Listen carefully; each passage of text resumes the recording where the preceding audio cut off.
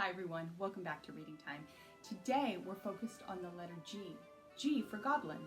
The book we're reading is called Imelda and the Goblin King.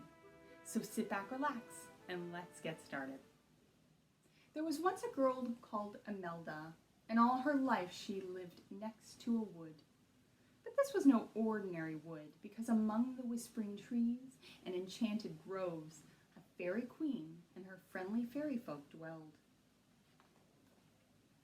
Every day, Imelda would race to the enchanted forest to play with the fairies and learn of its many secrets.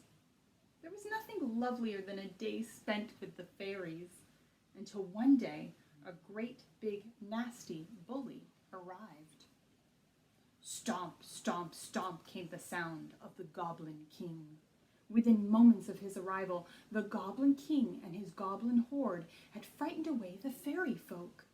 They couldn't understand why he was so angry. One day, the fairy queen wondered, scary as the Goblin King was, if they were kind to him, then maybe he would be kind to them too? The fairies all agreed to invite him to the fairy solstice. After all, it was a very important celebration. The day of the fairy solstice arrived, and the Goblin King came, but the fairy's kindness seemed to have made no difference. His scowl was as sour as ever. And so were his manners. The fairies could only watch in astonishment as the Goblin King gobbled up the whole feast.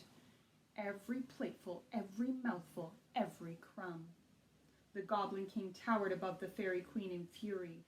No one told me what to do. He leapt to his feet and smashed up the feast and grabbed the queen. He carried her off deep into the woods and imprisoned her in a cage. The fairies were horrified and begged the Goblin King to let their queen go.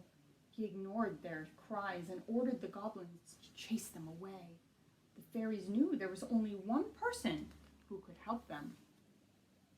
When Imelda heard what had happened, she called all her fairy friends together and asked them what they knew about the Goblin King. It was clear enough that the Goblin King wasn't sharing the forest with anyone, and before long they had to come up with a plan. A pie would be baked, half of it with blueberries and half of it with red ones. If the Goblin King was nice and ready to share, Imelda would slice him a piece from the blue side, and he'd be fine. But if he was mean and greedy, he'd eat the whole lot, red berries and all.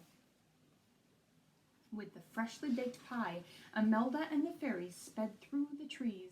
They ran deeper and deeper into the woods until they reached the Goblin King's lair.